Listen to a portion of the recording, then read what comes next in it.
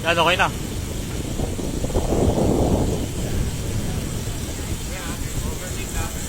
Okay po. Morning.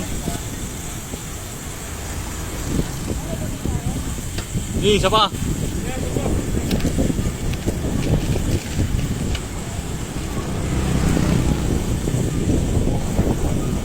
Saan tayo?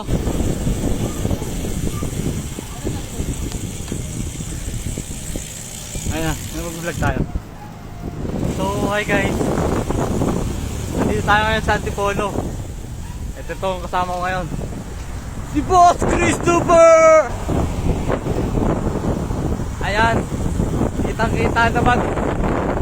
Lulusong kami pero nag-video ko. Ayan siya. Ayan, kitang-kita. Lumulusong. Takbong 30. Solid par. Ayan na nga po. Takbong 30 yan guys. Takbong 30. Takbong 30 yan. Ayan na nga.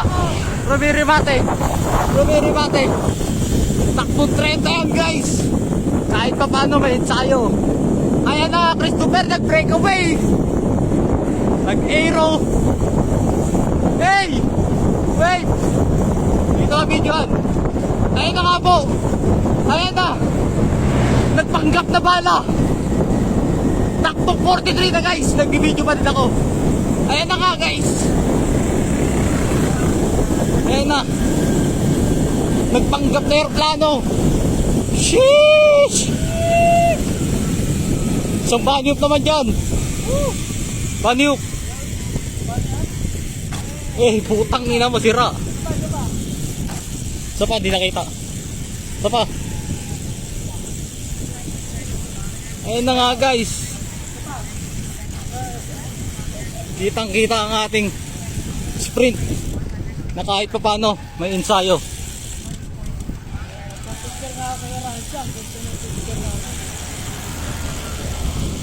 Ayan na guys. Ayan ang mini vlog natin ngayon for today's video.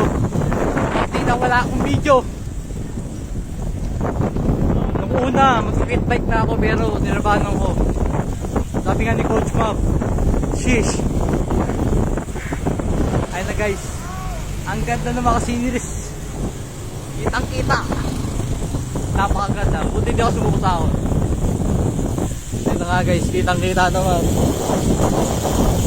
Chill lang.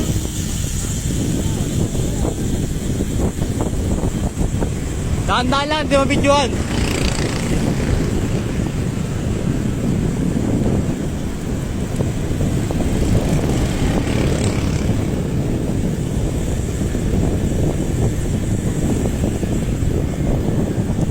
Ay na, medyo lumulubak na ang ating daanan.